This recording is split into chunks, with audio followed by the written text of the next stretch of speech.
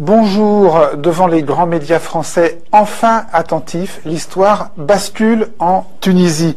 Alors que l'avenir du régime de Ben Ali, à l'heure où nous enregistrons cette émission, semble sur le fil du rasoir, nous allons revenir sur un mois de soulèvement tunisien et la manière dont les médias l'ont traité ou d'ailleurs ne l'ont pas traité. Et évidemment, on parlera aussi du rôle joué par Internet. Vous êtes président du mouvement Birsa, qui est un mouvement de jeunes Tunisiens opposants. Moi, je ne dis pas que Ben Ali doit partir, parce que en tant que citoyen et jeune Tunisien, je crois que les cartes doivent être mises dans les mains du peuple tunisien. Et il n'y a pas d'appel à faire au président Ben Ali pour lui dire qu'il faut qu'il parte ou qu'il ne parte pas. Je crois qu'il, depuis 23 ans, il a été sourd à toutes les demandes du peuple, et je suis absolument persuadé, même aux demandes de ses conseillers ou de gens qui étaient assez raisonnables pour lui demander de partir. Je crois qu'aujourd'hui, il faut redonner la souveraineté au peuple. Il faut vraiment remettre les cartes dans les mains du peuple. Au-delà de la formule, ça veut dire quoi? Ça veut dire organiser quoi? Une élection présidentielle, des législatives? Faut faire un référendum? Faut faire quoi? Redonner la parole au peuple? C'est-à-dire que là, on est dans une position. Ben Ali est un boxeur qui a été un tout petit peu surpris, qui est dans les cordes et qui est sonné. Bon. Et comme tout boxeur, il cherche à gagner un tout petit peu de temps, et il nous refait exactement comme vous avez dit. Et vous le lui accordez alors? Ah non, absolument pas. Ah non. Nous, on n'appelle pas Ben Ali à partir, on appelle le peuple, et dont je fais partie, à chasser le président Ben Ali. Ah, c'est vraiment très différent. D'accord, c'est différent. Non, c'est plus clair comme ça. Oui, mais non, je vous avais mal compris au début. Voilà, c'est-à-dire que il n'y a rien à demander à un tyran. Il faut demander à un peuple.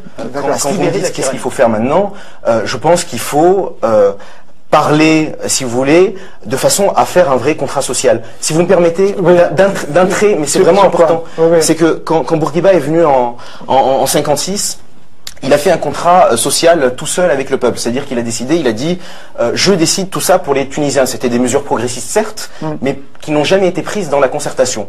Ben Ali a fait la même chose avec des leaders de l'opposition ou des gens qui se sont considérés comme étant des leaders de l'opposition.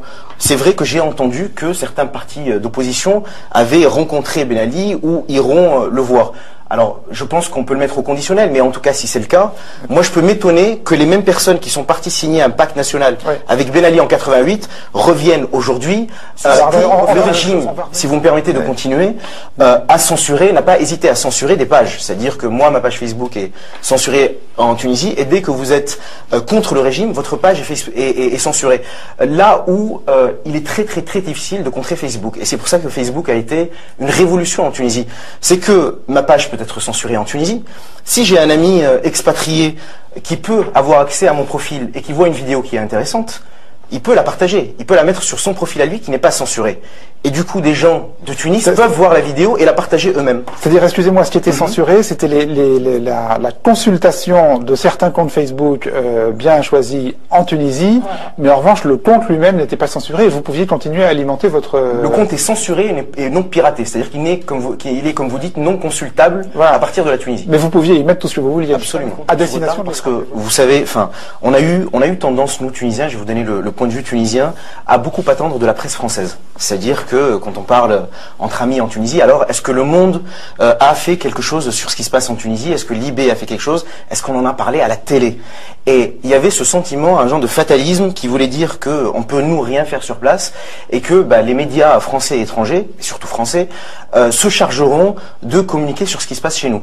Et là où moi je vois une vraie révolution, plus qu'une révolution médiatique, mais une révolution journalistique et démocratique, c'est que les gens ont pris leur smartphone, ont pris leur portable et ont commencé à faire du journalisme citoyen. D'abord parce que les journalistes tunisiens ont essayé de faire leur travail, mais vous connaissez les conditions dans lesquelles ils essayent d'exercer leur profession, mais chaque citoyen est devenu en Tunisie un journaliste et un relais à la fois pour les journalistes tunisiens et à la fois pour les journalistes français. Donc, quelque part, merci les médias français pour ce retard à l'allumage, quoi. Presque merci, et vous voyez que les premières images qui sont arrivées sont des images qui ont été prises par des citoyens tunisiens. Et en cela, c'est une révolution participative. Si les envoyés spéciaux soient sur place, il n'y avait que des images, effectivement, amateurs.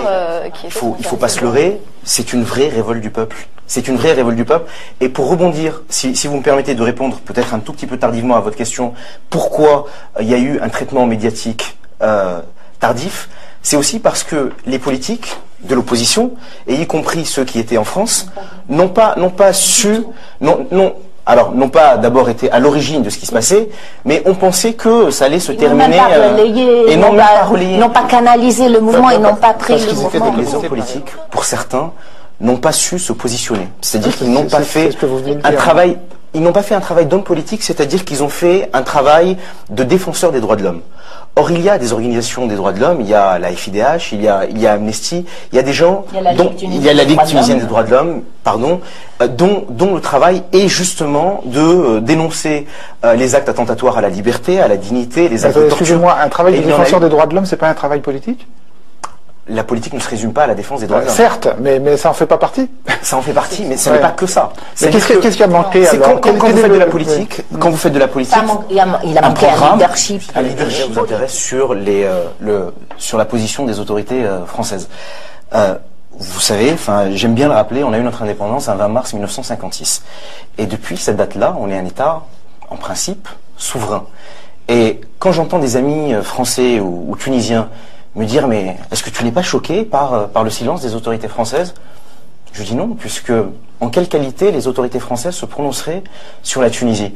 Moi, j'y crois à notre révolution citoyenne, sincèrement et profondément. Au titre de la communauté internationale et au titre des conventions signées par la Tunisie. Non, il y a un aspect sur lequel, moi, j'insiste. Je comprends très bien que la Tunisie est souveraine et qu'elle ne demande pas. Et les Tunisiens l'ont prouvé qu'ils sont très capables de faire leur propre révolution sans l'assistance de la France. Et des médias français, comme vous disiez. Et des médias français, vous l'avez dit. Mais cela dit, il y a une communauté internationale. Il y a des conventions que nous avons signées. Il faut le respect de ces conventions. Alors, est-ce qu'on peut laisser le jeune homme finir? Oui, très bien. Si vous me permettez, moi je suis d'accord. Je suis d'accord avec vous. Je crois qu'en Tunisie, on a vraiment besoin d'une révolution. Alors je sais que le terme est fort, mais c'est aussi une révolution des consciences, une révolution citoyenne qui est menée par les citoyens. On a besoin d'un mythe collectif fondateur. Et pour avoir si vous voulez, cette fondation d'une nouvelle République tunisienne, je crois qu'on a réussi à organiser nos propres émeutes, nos propres manifestations, notre propre couverture médiatique.